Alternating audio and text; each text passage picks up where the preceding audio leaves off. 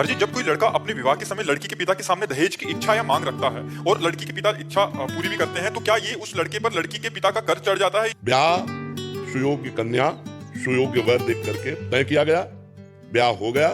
अब लड़की पक्ष का जो भाव था वो वर पक्ष को दे दिया, बातचीत नहीं हुई, तो ब्याह का मतलब को बढ़िया खवा पिया दिया, जो रूखा सूखा तुम्हें दे दिया और बिटिया लो और कमाओ खाओ जाके। अब ये जो दोहन किया होती है दहेज में, ये बिल्कुल निषिद्ध है। ब्याह का तो मतलब है कि जो पान फूल बने वो हम आपके चरणों में समर्पित करते हैं, अपनी बेटी समर्पित करते हैं, आप आनंद से गले लगा करके उनको विदा किया। ये बात लड़की पक्ष को चाहिए कि जैसे पुत्रों को विभाजित संपत्ति किया, ऐसे कन्या का भी हिस्सा लगा करके उसके साथ दे देना चाहिए, जो लड़कियों के अस्तित्व को मिटाने वाली है, जो लड़की के प्रति हे भाव पैदा करने वाली। और ये लोग नहीं समझते कि आज हमारे राष्ट्र की प्रथम पुरुष राष्ट्रपति लड़की ही है, तो लड़कियों को क्या समझ रखा है, केवल स्त्रीलिंग होने के कारण वो इतना घट गई कि तुम्हें रुपया भी दे और लड़की भी दे। सुशील सज्जन शांत परम पवित्र परिवार कोई लेने के लिए लड़की तैयार नहीं, तैयार है रुपया लेने के लिए।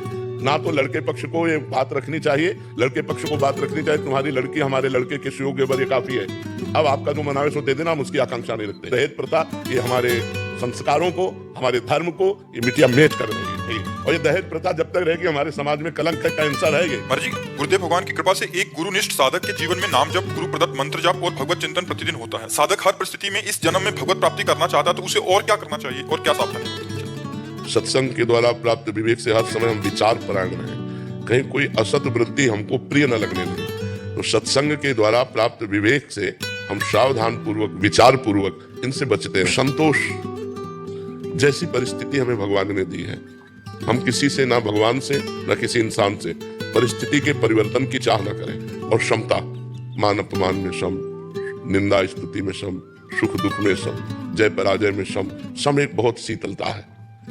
और असत क्रिया, असत चिंतन, असत वृत्ति, जैसे पराई माता बहनों की तरफ गंदी दृष्टि, धन के द्वारा प्राप्त होने वाले सुखों में प्रियता, मान बढ़ाई, यश कीर्ति, ये सब असत वृत्ति है। नित्य सत्संग मिले हैं और विचार परायण प्रतिपल रहे, क्योंकि मन हमारा भोगों की तरफ भाग रहा है, तो हम विचार के द्वारा काटे उसे। सब लोग भोगी रहे हैं। अगर वास्तविक चैन सुख शांति होती तो ये लोग हो जाते। सब अशांत है, सब क्लेशित है, आखिरकार कितने दिन भोगेंगे? आखिरकार ये शरीर अविनाशी तो है नहीं, मरेगा तो है ही। सत्संग, विचार, मनोनिग्रह, हमारा मन जहां जहां जाता है वहां से हटा करके अपने लक्ष्य में लगाना। बार बार ऐसा हम अभ्यास करें और विचार विवेक के द्वारा वैराग्य पूर्ण जीवन रहे। फिर हमारे हाथ क्या लगा? तो विचार के द्वारा हम भोगों का त्याग करें, मन को जहां जहां जाए वहां से हटाकर अपने लक्ष्य पे लगाएं। मनोनिग्रह और सम, द्वंद्वों में सम रहना सीखें। सुख दुख में, लाभ हानि में, मान अपमान में सम रहना सीखें। रोज सत्संग, जैसी परिस्थिति उसमें संतोष, जहां जहां मन जाए वहां से हटा के अपने लक्ष्य में लगाना और विचार परायण रहना। और सबसे बड़ी चीज है संतोष, हर परिस्थिति में संतोष। जैसे प्रभु हमें रख रहे हैं हम वैसे संतुष्ट हैं। हमें किसी व्यक्ति से या स्वयं प्रभु से भी परिवर्तन की चाह नहीं है। जैसी परिस्थिति है ये हमारे लायक है, हम इसी परिस्थिति में भजन करके भगवान को प्राप्त करें। क्या नाम जप तो कर ही रहे हैं, गुरु निष्ठा में भी है, तो ये 5 बातों का मनन कर लीजिए, इन 5 को अपने जीवन में लाइए। सत्संग, संतोष, मनोनिग्रह, क्षमता, विचार, जहां जहां मन हमें फंसा रहा विचार के द्वारा उसे हम काटे। और सम रहना, द्वंद्वों में सम रहना, द्वंद्व विमुक्ता, जो द्वंद्वों से मुक्त है वही परमात्मा प्राप्ति के। समझ रहे हैं? जीवन मुक्त है, अगर ये 5 बातें उसके जीवन में हो वो जीवन मुक्त ही है।